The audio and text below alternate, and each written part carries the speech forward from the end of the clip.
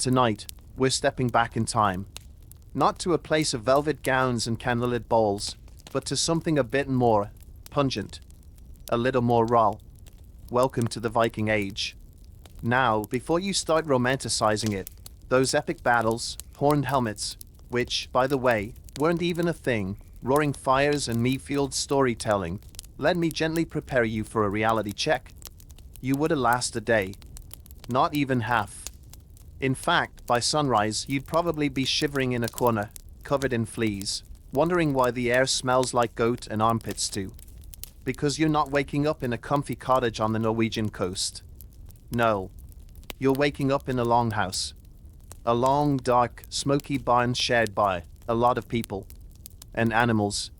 And lice. And maybe a spirit or two, if the local seer is to be believed. But you're not really in the mood to check, because the sensation of a rat sniffing your foot is slightly more pressing. You're about to live the day the way the Norse did. Tough, gritty, brutally honest. You'll feel the splintered wood under your knees as you try to find your shoes in the dark. You'll taste saltfish for breakfast. Again. You'll argue with a goat over personal space. And the toilet? Well, the best I can say is, it's outside. Somewhere. Possibly buried in snow. So before we begin this little journey together, I suggest you make yourself comfortable. Dim the lights. Maybe turn on a fan for some cool air. Let your phone buzz itself into the void. And get ready to let your body rest while your mind does something it rarely gets to do: time travel. Not to a fantasy, but to the awkward, itchy, and very real world of the Viking Longhouse. Because tonight, you're going to experience what it's like to be Norse. Not a warrior hero. Not a shield maiden. Just you. A barely functioning peasant in 892 AD, trying to get through the day without freezing, starving, or getting accused of sorcery because your eyes twitched.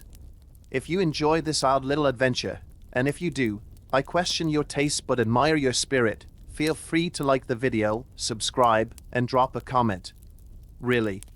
Let me know. Especially because the algorithm is more bloodthirsty than a berserker on mushrooms. Before we dive into today's story, I want to ask you something. Where are you listening from? And what time is it where you are right now? Because I know that you, me, and everyone else tuned into this video, we all share the same little habit, even if we're scattered across the world, far from one another. Now then, congratulations. You've just woken up, in the year 892. In a Viking longhouse.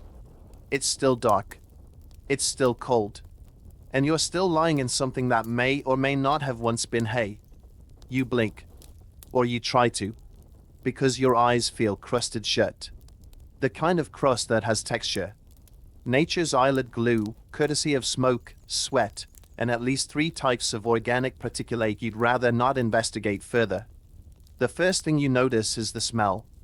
It's not just bad. It's layered.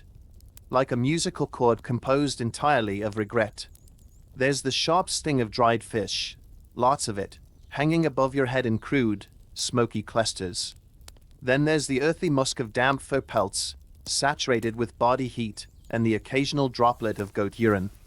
Add a bit of wet timber, the sour hint of stale meat breath, and somewhere deep beneath it all, the unmistakable aroma of unwashed feet. Multiple pairs. Several days old. This is not your bed. This is a shared sleeping platform. A long, low wooden bench, lined with animal skins and hay. You're pressed between 2 other people. One is snoring like an ox caught in a clay jar. The other is a child, who has apparently mistaken your ribs for a pillow and your tunic for a tissue. You try to move. You immediately regret it. The cold hits you like a slap from Thor himself. Your blanket, some kind of scratchy woolen thing, is barely enough to cover your knees. Your toes are numb. Your fingers ache. Your back is stiff from sleeping on planks that were, frankly, not designed with human spines in mind. Congratulations. You've survived the night. Barely. Now comes the hard part. Getting up. You sit up slowly, trying not to wake anyone. It doesn't work. You jostle the child, who promptly kicks you in the thigh and rolls away.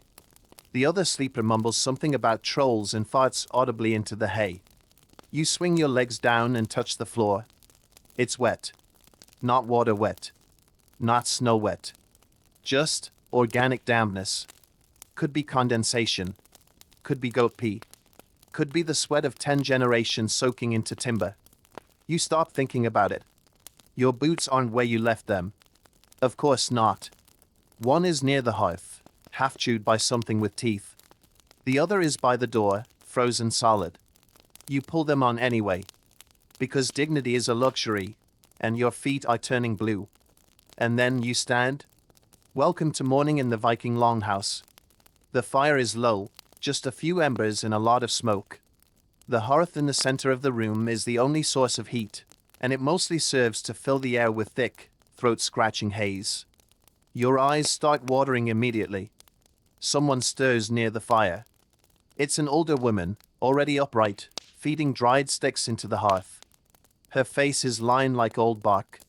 She gives you a look that says, without words, "Yes, this is life. Deal with it." You try to nod respectfully. You cough instead. Breakfast time.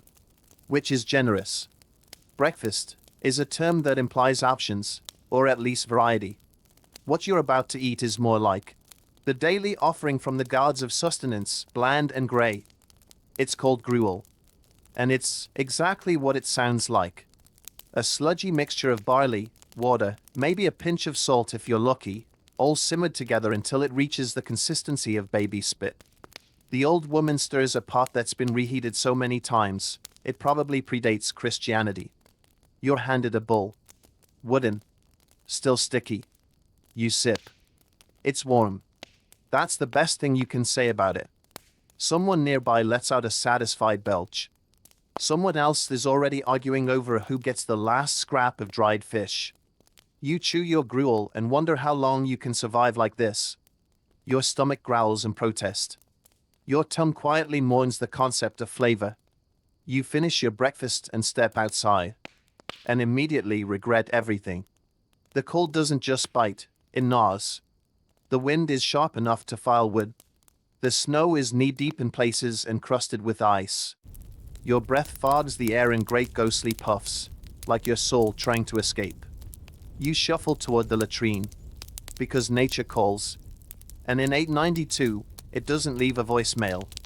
The latrine is technically a hole in the ground, a respectful distance from the house. Respectful, in this case, meaning far enough to avoid the smell, close enough to find it in the dark. You squat. There's no privacy. Just wind. And frost. And a raven staring at you from a branch, like it's judging your form. You try to be quick. Your thighs burn. Your soul shivers. There's no toilet paper. Just moss. Or straw. Or your sleeve, if you're particularly desperate. You return to the longhouse a slightly more humble person. And now it's time to work. But we'll get into that after you've stopped shaking. You're back inside the longhouse, though the term, inside, is generous. It's more of a less outside space. The wind doesn't scream in your ears here, it just whispers threats under the door. Someone hands you an axe. You didn't ask for one. You didn't volunteer. But in the Viking world, if you have hands and your lungs are still mostly functioning, you're considered labor ready. Today's job? Wood chopping. Because the longhouse doesn't heat itself, and the guards are not in the habit of delivering firewood. So off you go, again into the snow, where your boots crunch like stale bread and your fingers go stiff within minutes. The axe is dull. Of course it is. The wood is frozen. Of course it is. Your aim is questionable, and every swing sends a jolt through your arms, rattling your bones like a xylophone played by an angry ghost. The cold seeps through your sleeves. Your breath tastes like iron.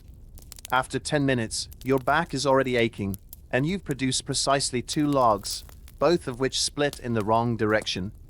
You wonder if there's a god of lumber who can be bribed. There isn't. Your labor continues. Hour after hour, your feet growing heavier, your nose raw from the wind. You swap out with someone else just long enough to do a bit of livestock duty. You're scooping dung now. That's right. With a flat, wooden shovel, bent and stained by decades of manure. The cows don't move. They just stare. Their eyes are dark and unblinking, like they know something you don't. Like they've seen the future. And it smells exactly like the present. One of them sneezes on you. The warmth is fleeting. The smell is eternal. By mid-morning, you've earned a break. Not out of kindness. Just necessity. People collapse if you don't feed them occasionally. This meal is slightly better. Smoked meat, if you can call it that. It's chewy dry, and salty enough to pickle your tongue, but it has protein. You sit with the others around the hearth, clutching your bowl like it contains diamonds. No one talks much. Too tired. Too cold. Too busy chewing. Someone tells a short story about a cousin who lost 3 toes to frostbite. Another jokes about swapping a wife for a decent pair of boots. The laughter is brief and hollow, like wind passing through a skull. And then it's back to work. You're helping to repair part of the longhouse wall now. The timber has warped in the cold, and the roof leaks in 3 places. You wedge straw and mud into the gaps, your hands slick with filth and cold water. The mixture freezes on your fingers before it sets in the wood. Your nails crack. Your knees ache. You keep going. Because no one's going to fix this place for you. This isn't a world of scheduled maintenance and helpful repairmen. It's a world of do it or freeze. Evening comes slowly, like a drunk wandering home. The sky darkens early, the sun retreating behind thick gray clouds. The snow never stops. It just shifts from flakes to needles. You finish your work and head inside. Dinner is served. It's stew? No. It's stew adjacent. Boiled roots, mostly. A few scraps of meat. A single, shriveled onion, passed around like treasure. It smells slightly better than it looks. You burn your tongue anyway. Everyone eats in silence. It's the kind of silence born of exhaustion, not peace. You listen to the wind rattle the walls, to the low bleating of sheep penned up in the corner, to the wheeze of someone's grandfather slowly turning into a cough. And then, without ceremony or ritual, people begin to lie down. The fire crackles low. The light dims. The room fills with bodies, laid out shoulder to shoulder, wrapped in cloaks and pelts, pressed together like pickles in a jar. You lie back on your spot, still damp, still itchy. Your boots are half off. Your socks are steaming. You pull your scratchy blanket up to your chin, and you breathe. Your ribs hurt. Your teeth ache. Your skin smells like everything you've touched today. You're too tired to be cold, too cold to sleep. But eventually, your eyes close. And the longhouse exhales with you. This was one day. Just one. And there are hundreds more to come. The next morning does not begin, it ambushes you. You wake up coughing. Not from a gentle alarm or morning birdsong, but because someone stoked the hearth without cracking the smoke hole open. The air in the longhouse is thick and bitter, like licking the inside of a chimney. You sit up gagging, your eyes watering, your throat raw. You'd think the smoke would at least kill the fleas. You'd be wrong. They're thriving. You scratch at your ankle absently and feel something shift in your hair. That's fine. That's normal here. That's life. You stand slowly. Every joint protests. Your back feels like a pile of old rope. Your shoulders creak. You slept at a 30-degree angle because someone decided to stretch out in their furrows and claimed half the bench. You won't name names. You don't need to. It's always Bjorn. Bjorn, who snores like a dying walrus and hogs the warmest goat. Outside, the wind howls like a hunted wolf. But you're getting used to that now. It's part of the ambience, like the perpetual foot odor and the constant existential dread. You head out again. This time not for work, but for the bathhouse. Yes, bathhouse. It sounds like a luxury. Don't be fooled. The Norse were surprisingly into cleanliness, but not for comfort, mostly for ritual, honor, and the fact that lice do eventually win if you never fight back. The bathhouse is a small outbuilding made of stone and timber. There's a fire pit in the center to heat rocks, and a wooden tub, blackened with age and coated in a thin layer of frost. You take off your tunic and immediately regret all your life choices. The cold is ungodly. You lower yourself into the tub, trying not to scream. The water was warm once. Not now. It's like being hugged by a glacier. You scrub yourself with a bundle of moss and what may be soap or may just be lard and ash. You try not to think about it. Next to you, someone else exhales deeply and pours warm water over their head from a bucket. It steams in the air. You wonder where they got warm water. They don't answer when you ask. That's fine. You'll hold that grudge until Ragnarok. You're clean now. Technically. You dry off with a coarse bit of cloth that exfoliates your skin in the same way sandpaper does. You get dressed again, layers oh. Now comes the good part. You're going to the thing. It's not a creature. It's not a festival. It's not even a mildly threatening Norse beast. It's a political assembly. The thing is where local freemen gather to make laws, solve disputes, and occasionally yell at each other until someone throws a rock. It's part democracy, part spectacle, part passive-aggressive argument marathon. You walk to the field where the thing is held, usually on a flat patch near the fjord. It's snowing sideways. People are already gathered, huddled in thick cloaks, arguing about land honor, livestock theft, and who slept with whose cousin. Someone's waving a severed goat hoof for emphasis. You stand there, shivering, pretending to care about someone else's dispute over pasture rights. You don't understand most of what's said. The dialects are thick. The tempers are thicker. At one point, a duel is proposed. A home gang. A legal fight, swords or axes, until blood is spilled. You quietly shuffle to the back of the crowd. Eventually, things calm down. Sort of. The thing concludes with a sacrifice to the gods, usually a chicken or a goat, unless something really bad happened, in which case, well, you eye the chicken nervously. You return home with no more clarity about the laws, but a deeper understanding of how easy it is to die from boredom and frostbite at the same time. Back at the Longhouse, you help with weaving.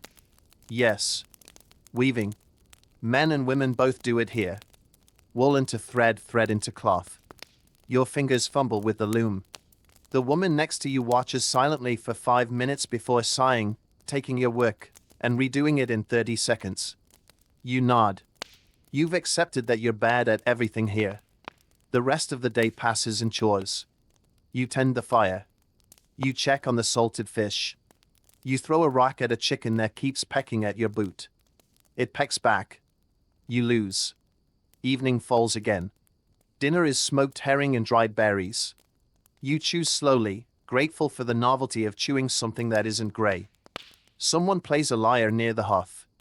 The tune is somber, strange, and beautiful in a haunting, minor key kind of way. The singing begins, low, raspy in Old Norse. You don't understand the words, but the feeling sinks into your bones. This is not a world of comfort, but it is a world of rhythm, of harsh beauty, of survival and stubbornness. And fleas.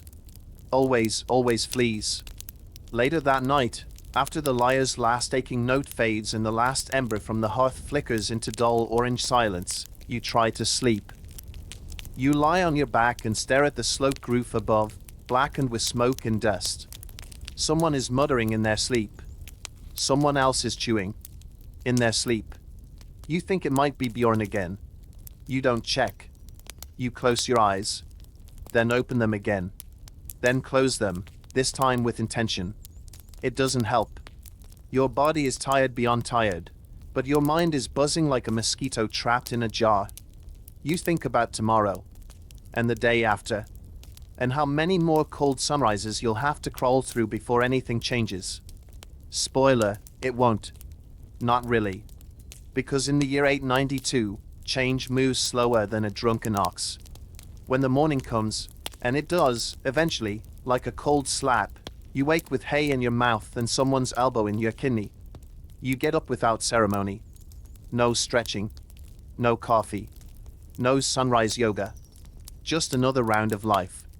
Today's weather is worse. It's raining. But not clean rain. Icy, needle-sharp sleet that somehow gets under your clothes no matter how tightly you wrap them. The longhouse leaks. Of course it does. Someone tried patching the roof with animal fat and hope. Neither worked. Outside, the animals are restless. The goats are bleeding, the chickens are soaked, and one of the pigs has escaped again. It's currently staring at you from the edge of the woods, daring you to come after it. You don't. You're not in the mood to wrestle pork today. Instead, you head to the forge. Because today, you're helping make nails. Yes, nails. The Vikings didn't have Home Depot. If you needed to build a ship, or repair a longhouse wall, you needed nails. And nails had to be hammered one by one out of red-hot iron. The forge is hot. Unbearably hot. A welcome change from the usual bone-deep chill, but also an invitation to burn yourself in 12 different ways. The blacksmith, a man with forearms the size of small kegs, grunts something at you and hands you tongs. You hold the iron while he hammers. The spikes fly. One lands on your tunic. You pat it out. Another hits your face. You don't flinch. You're learning. Pain is just nature's way of saying, hello, now. You do this for hours. The noise is deafening. Your arms go numb. Your knees lock up from standing too long. But by sunset, there's a small pile of nails beside you. You feel weirdly proud.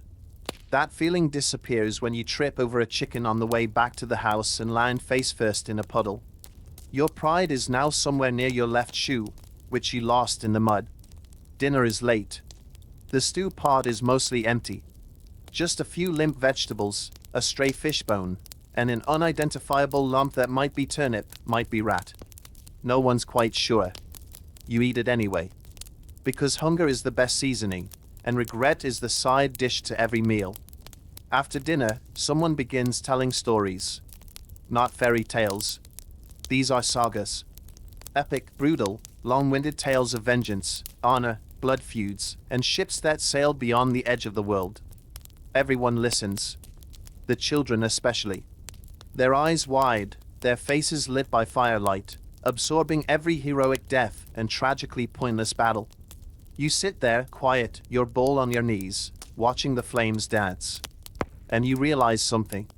These people don't expect life to be easy, or clean, or safe. They expect it to be hard.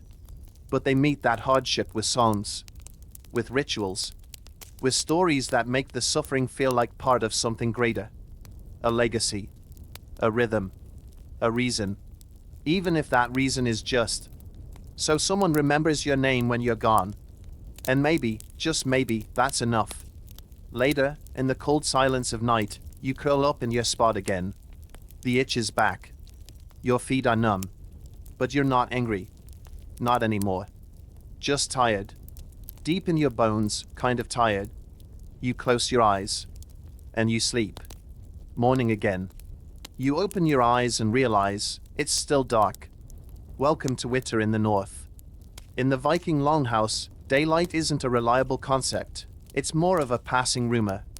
The sun rises reluctantly, drags itself across the sky like a wounded snail, then sets again before you've finished digesting your first serving of salted sadness. Today is laundry day. Yes, even Vikings did laundry. They didn't like it. You won't either. You're handed a bundle of linen smeared with, well, history. It smells like a combination of swamp water and old goat. You trudge to the stream with a group of others, your hands already freezing before you even touch the water. The stream isn't flowing, it's sluggish, half frozen. You break through a film of ice with a stick, then submerge the garments. Your hands scream. Your brain tries to leave your body. You scrub the tunic against a rock with a bar of something they call soap, but feels more like frozen fat rolled in ash. Your fingers turn purple. You lose feeling in your knuckles. Someone next to you starts singing through clenched teeth. You hum along. Not because you know the words, but because if you don't make some sort of noise, you might cry. By the time you finish, your hands are claws. The laundry is cleaner-ish. You drape it on branches near the house, where it will freeze into stiff, linen sculptures that might be wearable again by spring. Back inside, it's time for mending. You're given a leather strap and a needle. Your task: patch a boot. You poke yourself immediately. The needle is dull, and the leather is as flexible as a brick. The woman overseeing your work says nothing, just watches with the air of someone silently reciting your mistakes to Odin. You get it done eventually. The boot looks vaguely boot-shaped. You hand it over like a sacrificial offering. She nods once. It's the highest praise you'll get all day. You help with more weaving. This time you're better. Not good. Just less terrible. Your fingers have finally started to accept their fate. The rhythm of the loom is oddly soothing. Back and forth. Back and forth. The sound blends with the low murmurs of the longhouse, the crackling fire, the occasional bleat of an animal that has wandered indoors for warmth. You eat lunch. More dried fish. More barley. More chewing than you thought humanly necessary. In the afternoon, you attend a ritual. It's nothing dramatic, just a simple offering to the gods. A bit of blood, some chanting, a carved idol or two. You stand in the back, trying to look respectful. Everyone else is dead serious. You try to keep your face neutral as someone smears pig blood across a wooden statue's forehead and mutters something about Thor. No one invites you to lead the prayer. Probably for the best. Later, you help butcher a deer. This is not symbolic. This is messy, hard, necessary work. The deer is strung up, its legs splayed. The knife is sharp, the smell is overwhelming, and the steam rising from the body in the winter air makes it feel weirdly sacred. You try not to gag as you hold the legs in place, and someone with more experience starts cutting. Blood sprays. Your boots are ruined. You step back and let the others finish, your arms aching, your stomach doing somersaults. That venison stew you were looking forward to. Suddenly less appealing. But it'll be food. And you'll eat it. Because meat doesn't come easy, and nothing here is wasted. Evening comes again. The wind picks up. Snow begins to drift through the cracks in the wall. You plod the worst of them with straw and animal hair, then curl up in your corner. You've stopped flinching when the fleas bite. You've accepted the itch as part of your nervous system now. Someone starts singing again. A soft, low chant about the sea, about lost brothers and long voyages. You let the sound wash over you. And despite the discomfort, despite the cold, despite the smell, you feel something strange. You feel alive. Not comfortable. Not happy. Just present. Fully, painfully here. In this world. This longhouse. This life. And that is enough for tonight. By now, the longhouse no longer feels entirely alien. Oh, it's still terrible. Don't get any romantic ideas. Your joints still ache, your clothes still smell like disappointment, and your dreams are occasionally haunted by the sound of goats screaming at 3 a.m. for reasons known only to goats. But the strangeness is fading. Slowly. This morning, no one has to tell you what to do. You rise before full daylight, if we're being generous and calling this grayish pre-dawn blur daylight, and you get straight to work. Today is a hunting day. The men are gathering their bows, spears, and that ever-present Viking optimism that today, maybe, they'll bring back something larger than a squirrel. You're invited along. Probably because they need extra hands to carry stuff. No one thinks you'll hit anything. They are correct. You trek deep into the woods. The snow here is quieter. Deeper. The trees press close, their branches dripping with frost like bony fingers reaching down from the sky. The hunters are serious. Focused. One of them points out a trail. Fresh tracks, maybe a deer, maybe something worse. You nod like you understand. You do not. Hours pass. It's cold enough to freeze your eyelashes. Your breath curls out in thick clouds. Your stomach grumbles, but no one stalks. Eventually, there's a rustle in the brush. Everyone drops to a crouch. You follow suit awkwardly. Someone knocks an arrow. Another raises a spear. Then a shout. A blur of fur and antlers, crashing through the undergrowth. The hunt begins. It is, objectively, a disaster. The deer bolts. Arrows fly. One of them hits a tree. One hits someone's hat. The deer escapes. But the adrenaline? Real. The silence afterward? Absolute. You trudge back, empty-handed and exhausted. The others are disappointed, but not surprised. This is just how things go. Most hunting trips are failures. That's why they keep going. Hunger is persistent. Back in the village, the news is better. A fisherman down by the fjord caught something substantial. You find him standing over a large wooden bucket filled with riding eels. He's very proud. You are less enthused. But food is food. Tonight's stew will be eel-based. Again.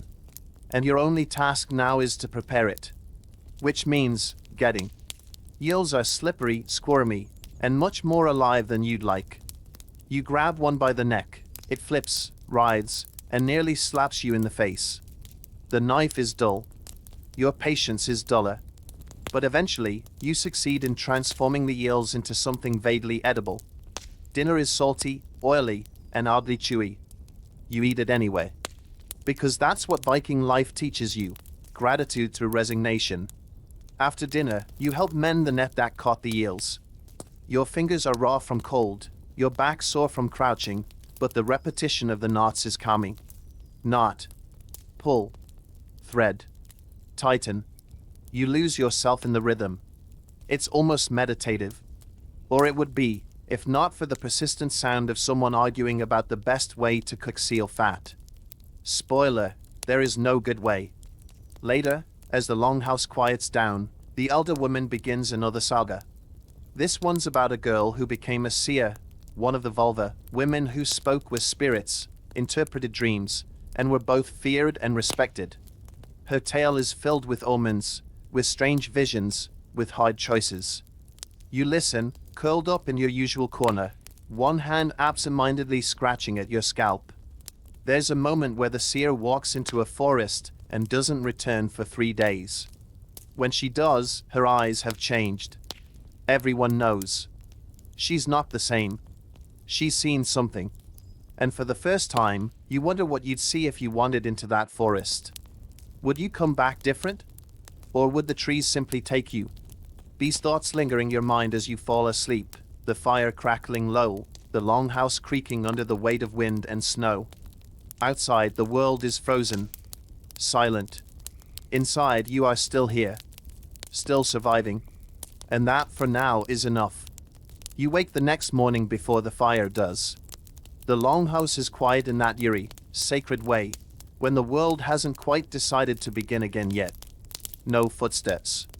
No clattering bowls.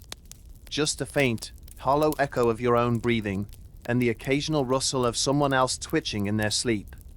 The coals in the hearth are black. Cold. The embers gave up sometime in the night, and now the temperature inside the house matches the one outside, polar bear funeral. You move slowly. Your blanket clings to you like a desperate pet, reluctant to be abandoned. You peel it off anyway, layer yourself in stiff woolen fur, and shuffle toward the fire pit. The cold bites hard today. There's frost on the inside of the roof beams. Your breath hangs in front of you like a spirit unsure of its direction. You stoke the fire.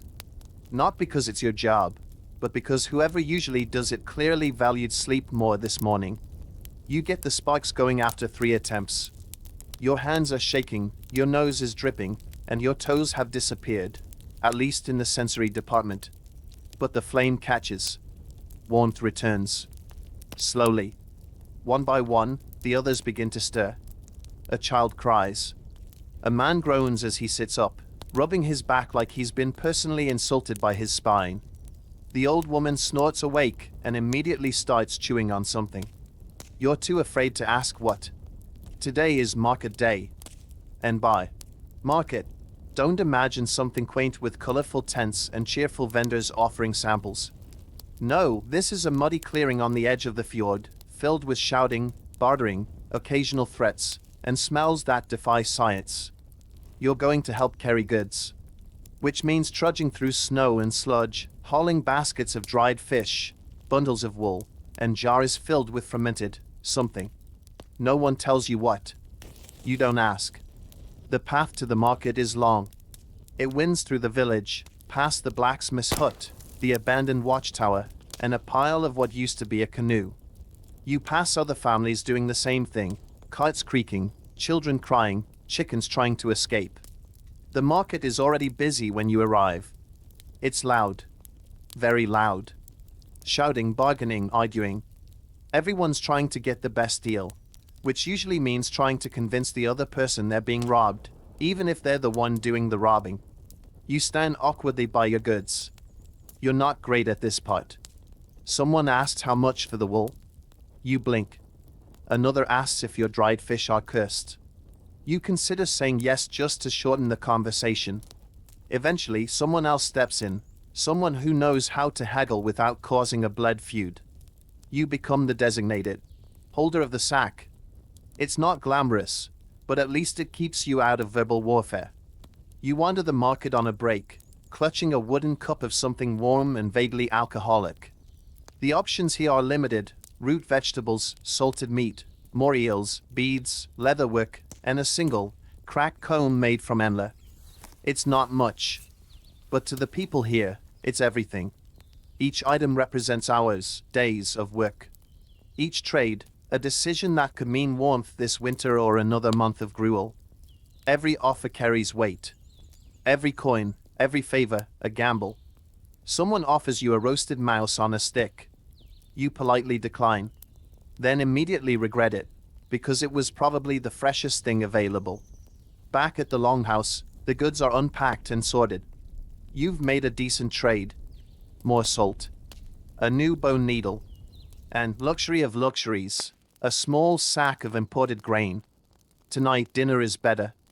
There's texture, variety, flavor. Not a lot, but enough that your taste buds blink in surprise and ask, "Is this a spice?" The mood around the hearth is lighter. People talk more freely. Someone even laughs. You almost forget that your boots are still soaked from stepping in a frozen puddle earlier. You sleep better. The fire is stronger. Your blanket is slightly less scratchy.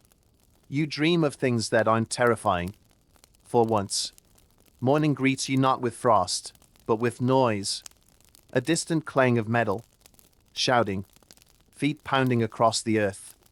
The kind of chaos that makes you instinctively sit upright, heart racing, before you've even remembered what century you're in. Today, it's training day.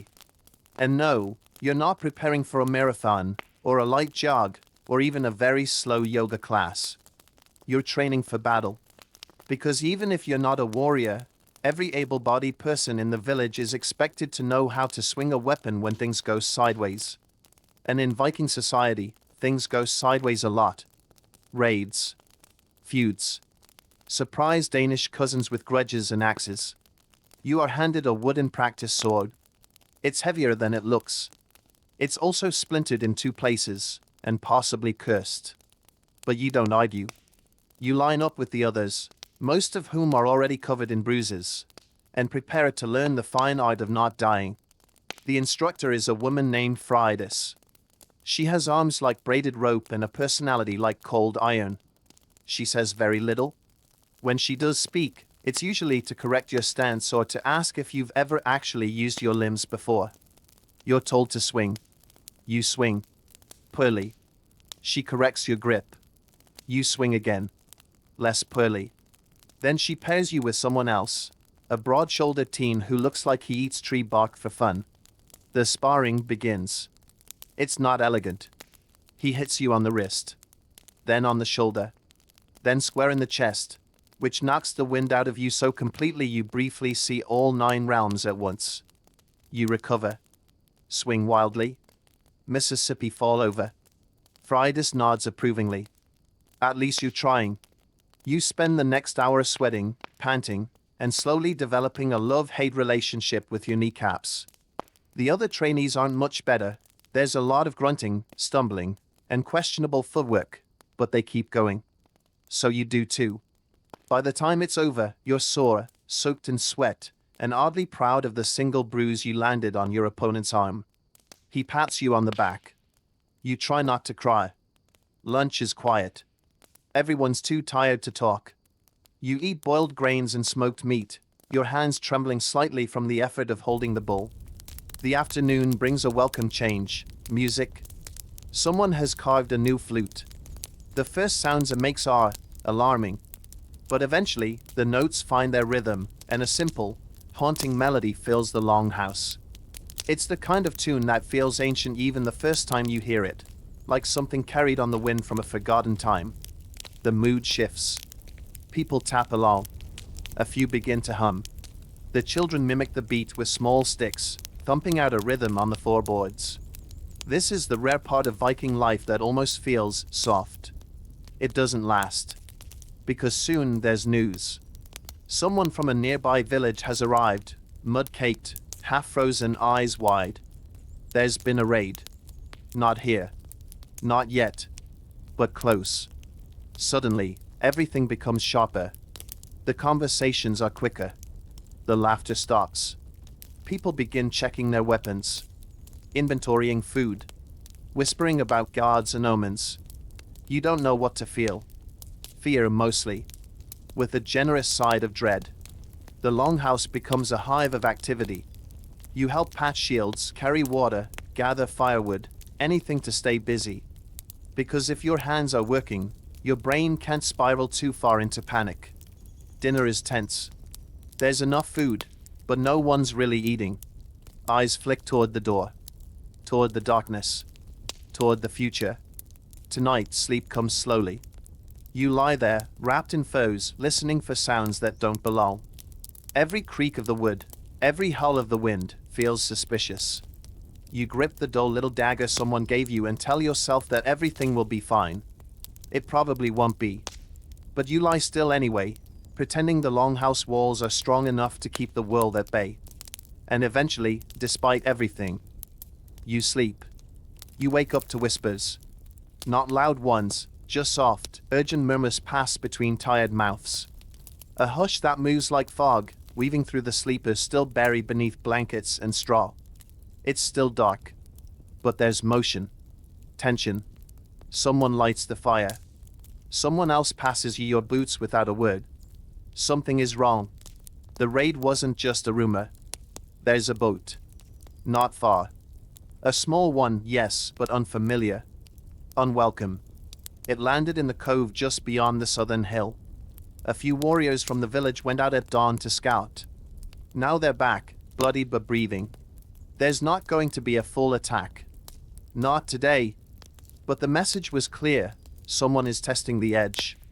Prodding the fence. Seeing who's asleep and who's ready.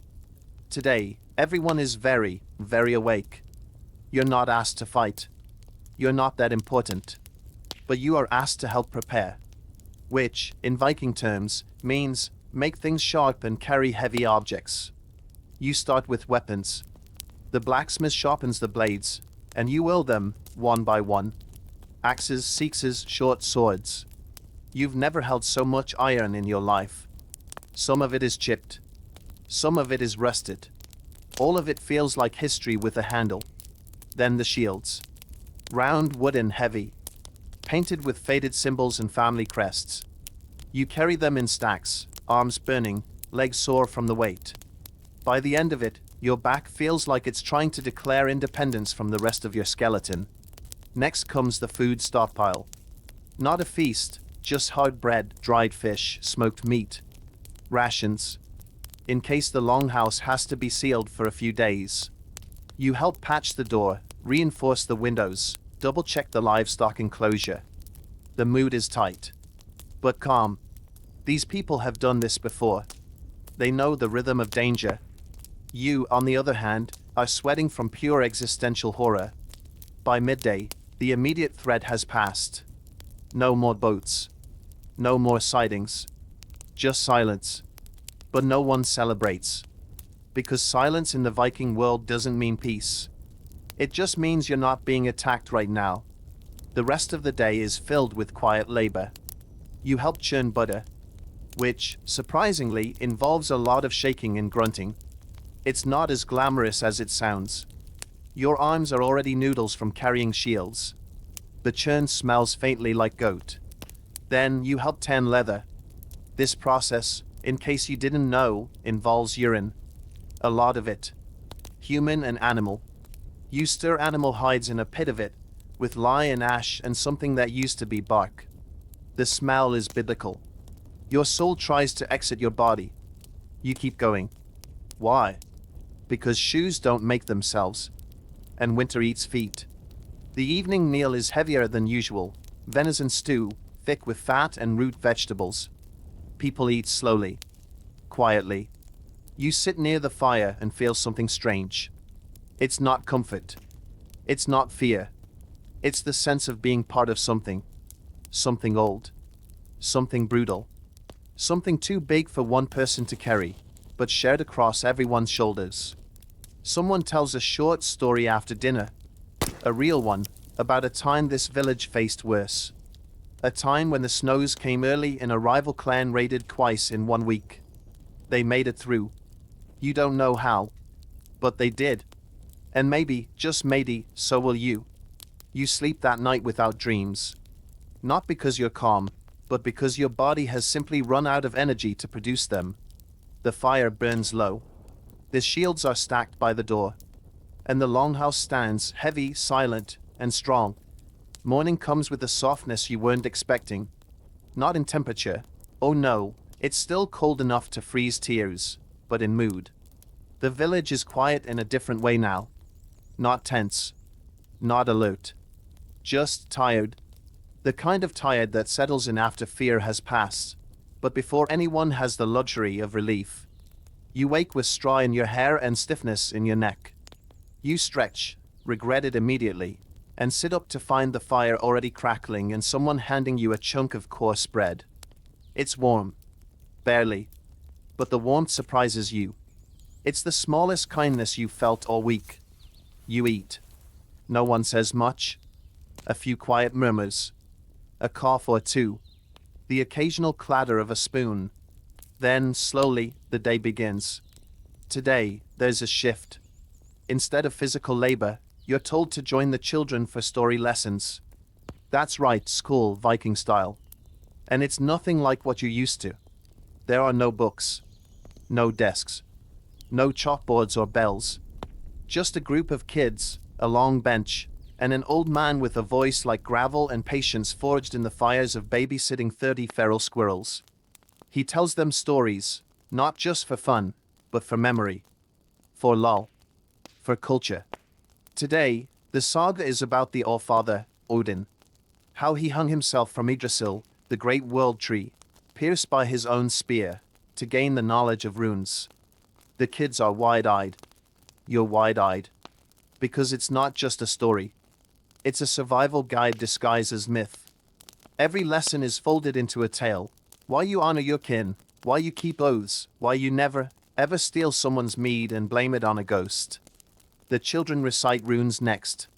Carved into bone, scratched into wood, whispered like secrets to the gods. You hold a smooth fragment of antler and trace the lines, each symbol more than a letter, each a charm, a story, a spell. You wonder what your name would look like in runes. Probably crooked. Possibly misspelled. After lessons, you help tend the animals. Again. The pigs need feeding. One of them bites your sleeve. The goats are agitated because someone forgot to refill their water. You do it. The bucket slips. Your boots are soaked. Again. But you don't even curse this time. You just sigh. Because at this point, soggy footwear is your entire personality. The afternoon brings a rare moment of something resembling peace. You sit outside with a few others, repairing fishing nets. The fjord glistens, calm and slate gray under the pale winter sun. Smoke drifts lazily from chimneys. A hawk circles overhead. For once, nothing is screaming or collapsing or trying to bite you. You listen. Someone's humming a tune, low, rhythmic, familiar. You recognize it from one of the psalms the elders sing at night. It's about a sailor lost at sea, who turned into a gull and flew home. No one knows all the words. They hum anyway. The wind picks up. Cold, but not cruel. You finish your net and sit back, rubbing your eyes. The world here is still hard. But in this moment, it's bearable. Dinner is simple. Grain porridge, honey if you're lucky, and maybe a dried apple if someone was feeling generous. And after, the longhouse fills with music again. A drum, a lyre, a voice or two, weaving melody through the smoky air. You lie back, let the music wash over you, and think, maybe you wouldn't last forever here. But for now, you've lasted one more day. This morning, the longhouse smells different, not worse. That would be hard. Just different. There's the usual smoke and sweat, yes, but layered now with something earthy, damp, sharp, a hint of iron and pine. It takes you a moment to place it. The hunters are back, and they've brought something big. You rise, joints creaking, blanket trailing behind you like some tragic royal robe, and shuffle toward the doorway. Outside, a crowd is gathering, and at the center of it, hanging from a thick wooden beam tied between two poles, is the body of an elk. It's enormous, majestic, even if you ignore the blood and the arrow sticking out of its eye. The hunters are boasting, as they should. This is a rare prize, meat for days, hide for clothes and boots, antlers for tools, and bones for carving. One of the men lifts his shirt to show the claw marks across his ribs. Everyone pretends to be impressed. They aren't. That wound definitely came from a tree branch. The butchering begins immediately. And yes, you're helping. At this point, you're practically the village in turn. You've churned butter, sharpened weapons, gutted fish, tanned leather with urine. Might as well get elbow deep in elk now. The process is brutal. Hot blood steams in the cold air. The hide is thick and stubborn. The smell is something between wild animal and metallic soup. You gag once, then get over it. Because food is food. You carry slabs of meat into the longhouse, where they'll be salted, smoked, or boiled until even the gods wouldn't recognize them. The dogs howl with excitement. One steals a liver when no one's looking. You don't blame it. It was a nice liver. Later you help with the antlers, scraping, sawing, shaping. The tips will become needles. The thicker parts, tool handles. Nothing here goes to waste. Not because people are noble or environmentally conscious, but because scarcity makes hoarders of everyone. While the adults work, the children play a game outside, something involving snowballs and yelling. You watch them from the doorway, your hands sticky with elk fat, and feel the weirdest thing yet. You miss your old life. Less. Not completely. Let's not get ahead of ourselves. You still miss shoes that aren't made of cow skin and regret. You still miss toilets that flush and don't involve frostbite. But you've stopped flinching every time someone shouts. You've stopped hesitating when chores are handed out. You've stopped expecting relief and started expecting endurance. And that shift? It means something. Dinner that night is a feast. By Viking standards anyway. There's stew made from the elk, rich, greasy, spiced with something smoky. You eat 2 bowls and briefly forget that your mattress is hay and your blanket smells like goat breath. Someone passes a drinking horn. You take a sip. Mead. It's strong, sweet, and slightly suspicious. You take another sip anyway. The longhouse is louder tonight. There's laughter. Real laughter. Someone starts clapping a rhythm on the floorboards. Others join in. A chant begins, low, rhythmic, pounding like a heartbeat. It builds. Voices rise. Feet stamp. Hands drum. This is no longer a house. It's a storm. And in the middle of it you're alive. More alive than you've felt in years. You chant along. The words are strange in your mouth. Ancient. But you chant them anyway. Because right now, in this moment, you are one of them.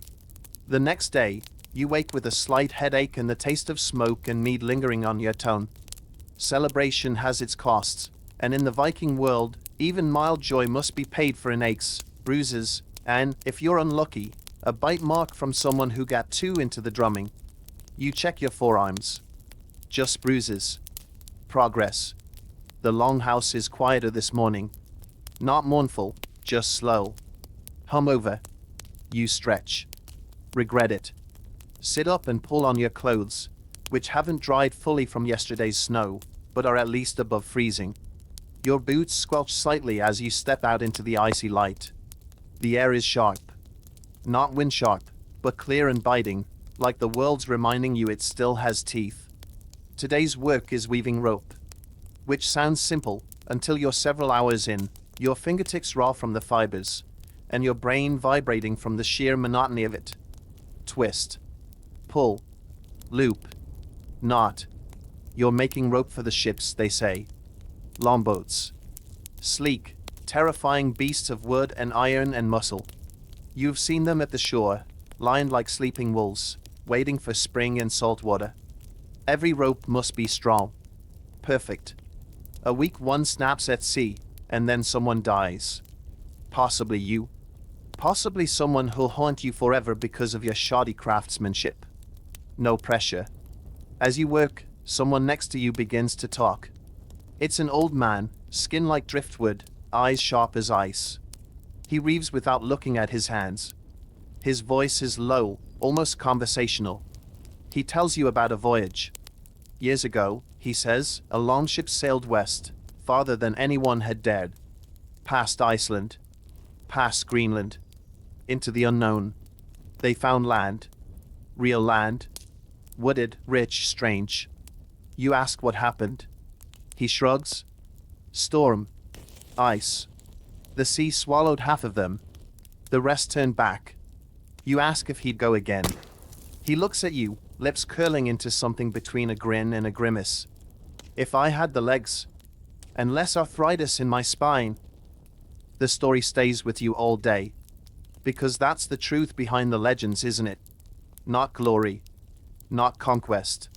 Just people, cold and tired, trying not to die. Trying to find something better over the next wave. You finish your rope and stretch your back. Your reward? A task equally unpleasant. Cleaning out the ashes from the hearth. The fire burns day and night here, but the ash builds up fast. And it must be cleared or it chokes the air and suffocates the flames. You scoop it out by hand, the soot coating your skin, your nostrils, your soul. It sticks to everything. You sneeze black dust for an hour afterward. Dinner is quieter tonight. Simple porridge. A few slices of dried meat. The last of the honey is gone, traded for a new whetstone last week. Someone begins to hum, but no one joins in this time. Everyone's too tired. You lie down early. Not because you want to, but because your body demands it. Your bones have started to protest every movement. Even stillness hurts. As you lie on your side, wrapped in a pelt that smells faintly of Vulcan regret, you think about that faraway land the old man spoke of. A place of forests and rivers and soft, green soil. You think about ships and ropes and the vast, freezing sea. You wonder, if you had the chance, would you go? Would you leave the Longhouse behind? Trade one brutal life for the chance at another? Maybe. But not tonight. Tonight you just breathe. And sleep. Dawn creeps in slow today, dragging itself over the frozen hills like an old drunk who forgot where the horizon ends. You wake to silence. Not peace. Not calm. Just silence. The kind that settles over a place when the weather decides to punish everyone for something they didn't do. You pull yourself upright. Your breath clouds instantly. The Longhouse is colder than you've ever felt it, colder than logic should allow. Your blanket might as well be paper. Your clothes stiff from the damp. Someone nearby is still asleep, frozen in place like a statue, their mouth open mid-snore. You stare at the ceiling and wonder if your bones have frozen together. Outside, it's worse. Snow has piled against the door. It takes 3 people to shove it open. What greets you isn't just snow, it's white chaos. A blizzard. Thick, swirling sheets of snow, driven sideways by wind that howls like it's searching for something it lost. The world outside is gone, devoured by white. Which means no hunting. No fishing. No gathering. No venturing out at all, unless you're particularly fond of frostbite and being buried in a snowdrift. You're stuck. And with nothing better to do, you meet your new best friend, boredom. The Longhouse has never felt smaller. Or louder. Or itchier. Children argue over a wooden toy someone sat on. An old man snores so violently it sounds like he's trying to call whales from across the fjord. Someone is singing in the corner, very off-key, and very confident about it. You help mend clothing. Again. Needle. Thread. Stitch. Swear. Repeat.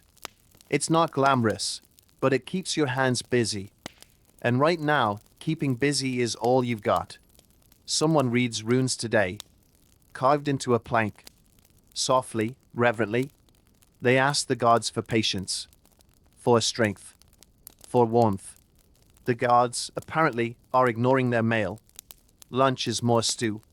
The same stew, reheated and repurposed, like a bad relationship. It still tastes like memories of meat and regret. The afternoon drags. You help twist wool into thread. It's like spinning clouds, if clouds were scratchy and got stuck under your nails. You do it for hours. You lose count of the hours. You forget what outside feels like. But then, a sound. Not a good one. The roof creaks. Loudly. Then again. It's the snow. Too heavy. People jump into action. Everyone climbs up into the rafters, grabbing buckets, boards, anything to support the beams. You join them, hands raw, feet slipping, heart pounding. The cold wood groans under your weight. You press against the beam. Hard. It holds. Barely. You stay there, breath caught in your throat, until the creaking stops. And when you climb down, arms shaking, someone hands you a mug of hot broth. It's the best thing you've tasted in weeks. The rest of the day is quieter. The storm begins to ease by dusk. Not gone, but tired like the rest of you. You eat in silence. You sleep, not deeply, but solidly. Because even in this misery you endured. The roof held. The fire burned. And you're still here. You open your eyes the next morning and miracle of miracles, you can see the sky. Just a sliver through a crack in the wooden wall, but there it is, blue-gray, still cold, still winter, but sky nonetheless. The storm has passed. The silence in the longhouse is different now. Not fearful. Not bored. Just waiting. Resting. The kind of quiet that settles in after a storm's tantrum, when you know the worst is over, but you're too tired to celebrate. You rise, pull on your boots, still damp, always damp, and step outside. The world is white. The snow has reshaped everything. Hills are now drifts. Paths have vanished. Trees wear thick cloaks of frost and icicles. The longboats on the shore are buried in soft dunes of snow, their curved prows peeking out like the bones of ancient beasts. But the air is still. And for once, you feel a strange peace. It doesn't last. There's digging to be done. Paths to clear. Roofs to check. Wood to chop. You start with the pads. The snow is waist deep in places, and heavier than it looks. You shovel with a flat board strapped to a stick. It breaks twice. You keep going. Your face goes numb. Your hands ache. Your shoulders beg for mercy.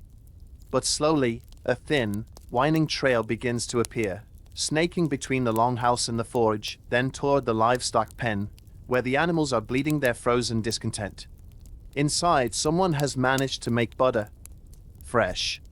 They churn through the storm, apparently, because survival waits for no weather. The butter is cold, gritty, and slightly sour. It's also the best thing you've tasted in 3 weeks. You smear it on a chunk of barley bread and try not to cry. The blacksmith is already back at work. He's hammering a broken hinge, the sound echoing across the white valley like defiance. You help pump the bellows, feeling the heat flood your face until your cheeks sting and your lips start to crack.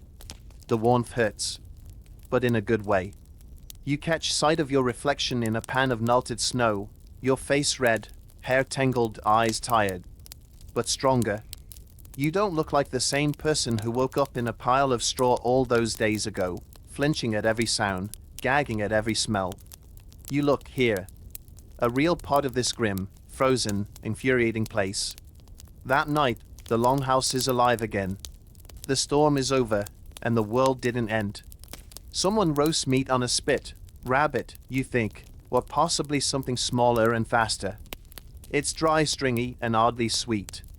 You chew it slowly while someone plays a simple melody on a bone flute. No one dances. Not yet. But people smile. The kind of smile that says, "We made it." You lie back in your spot, the straw poking your neck, the pelt over you warm in patches. You can hear the wind outside, but it's not screaming anymore. Just murmuring. Grumbling like an old man who's been told to sit down and hush. You close your eyes. And for the first time, sleep comes fast. Deep. Heavy. And dreamless. By now, your body has stopped complaining. It doesn't mean you're comfortable.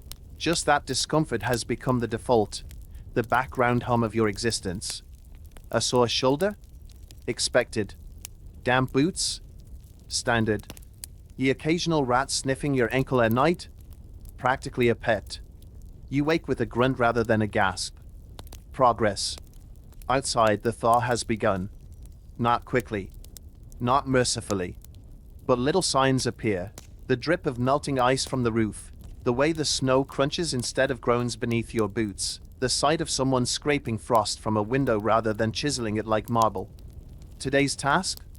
Gathering water. Which sounds easy, until you realize it involves hauling buckets half a mile to a hole in the ice where the stream still flows. The path is uneven, the buckets are heavy, and your gloves, if we're still calling these ragged scraps gloves, do very little to stop the cold from setting in. You slip twice. The second time, a bucket lands upside down on your foot. You invent a new curse word.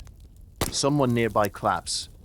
By the time you return, water slashing dangerously with each step, your arms feel like they've been individually punished by Thor. Back at the Longhouse, a celebration is quietly forming. Not for a feast. Not for a raid. For a birth. One of the women, young, tired, very pregnant, is finally bringing her child into the world. You're not invited to the process, which is a relief. The midwife's glare could shatter iron, but the air is electric. Anticipatory. Even the goats seem quieter today. You busy yourself with chopping firewood. Again. Because nothing calms the nerves quite like swinging an axe at something that won't scream or bleed. By evening, the child has arrived.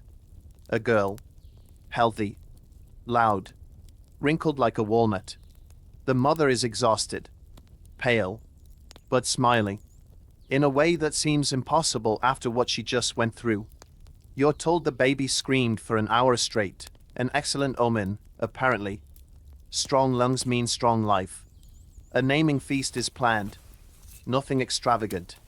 Just whatever the Longhouse can spare. Stew, bread, some dried fruit that was hiding behind a crate of fishing hooks. Mead, because of course. People gather. Whisper congratulations. Tell stories. Toast to the gods, to the ancestors, to the new child's future. They sing a lullaby in a language so old it feels like the wood beams themselves are humming along. You sit there, a bowl of warm food in your hands, and feel something shift. Not in the house. In you. A quiet awareness. A strange, almost uncomfortable sense of belonging. You've carried water. Chopped wood. Mended nets. Shared food. Slept beside strangers. Held your breath during storms. And now, you've witnessed life continuing. Not because it's easy, but because it has to. That night, the Longhouse is warm, not just from the fire, but from the weight of community. Of people who suffer together, work together, endure together. You lie down in your usual spot. Pull your scratchy pelt up to your chin. Close your eyes. And you sleep, not to escape, but to rest. The next morning arrives with birdsong. Actual birdsong. Not a goat screaming, not wind clawing at the door, not someone tripping over a chicken on their way to the latrine, just birds. Chirping. Tentative. A little off-key, maybe, but unmistakably alive. You blink in surprise. Roll over. Listen. Spring. Or the very first whispers of it. You sit up slowly, your joints groaning like old wood, and peek outside the Longhouse. Patches of brown earth peek through the melting snow. The air smells different. Less like damp wool and more like, impossibly, mud and moss and dying things. A breeze brushes your face, cool, but not bitter. The kind of breeze that suggests life, not death. The village is already moving. There's excitement in the air, not wild, but steady. Measured. A sense of renewal earned the hard way. People begin dragging things out from under tarps and crates. Tools, baskets, traps, lengths of rope stiff with winter dust. Today, you're helping inspect the boats. The longships have been sleeping all winter under piles of snow and neglect. Now, they're being unearthed like ancient beasts. Their hulls are warped in places, their paint faded. You help scrub one clean, scraping off grime with a bone knife while two men argue about whether a cracked plank means bad luck or just bad carpentry. You say nothing. You're too busy falling in love with the curve of the hull, the smell of old pine, the smoothness of the carved prow. These ships are more than transportation. They are freedom, escape, power. Each boat is a story waiting to be written in sea spray and blood. Later, you help boil pitch, thick, sticky, tar-black paste that smells like every nightmare you've ever had. It's used to seal the holes, make them watertight. It sticks to your hands, your face, possibly your soul. Someone laughs when you try to scratch your nose and get pitch in your eyebrows. You chase them with a bucket. You trip. You laugh too. Spring has arrived. Not fully, but enough. Enough to let you smile without guilt. Enough to make the sky look a little less heavy. Enough to bring out the first trading caravan of the season. By evening, a line of travelers appears on the ridge. Sleds, donkeys, a few reindeer pulling carts. They wear furs from distant lands, carry wares wrapped in cloth and mystery. The longhouse prepares. Torches are lit. Goods are set out. Small fires built. A makeshift market forms under the stars, and for a moment, the village doesn't feel like a place trying to survive. It feels like a place that is. You walk among the traders, dazzled by strange colors, unfamiliar spices, tools you don't recognize, jewelry carved from amber and bone. You trade a bundle of wool thread for a carved comb. A luxury. You don't need it. But you want it. That's new. The night ends around the fire. Someone plays the lyre again. The baby from a few days ago is passed from lap to lap, fussing only briefly. The old man tells a story about a ship swallowed by the sea that returned 50 years later, crew unchanged, eyes glowing. Everyone listens. Even the goats, probably. You lie down, the fire warm on your cheeks, and look up through the smoke hole at the stars. And for the first time since waking in this strange, brutal, beautiful world, you don't feel like a visitor. You feel like a Viking. The next morning, you don't need to be told what to do. You wake before most, roll out of your hay bed with something approaching grace, and step into the cold morning with practiced ease. The air nips, yes, but it no longer shocks. Your body has adapted. Hardened. This isn't a tourist trip anymore. It's your routine. Today, you're helping build. Not a house. Not a boat. A fence. It sounds simple. It is not. This isn't a picket fence. This is a tall, sharpened perimeter of logs, piled, hoisted, and hammered deep into frozen soil to deter wolves, strangers, and anything else that might find the scent of livestock irresistible. The logs are heavy. The tools dull. The soil stubborn. You work alongside two brothers who communicate mostly in grunts and threats. They are both wider than they are tall and look like they were grown, not born. One hands you a post. The other shows you how to set it. They don't smile. But they nod. That's more than approval. It's acceptance.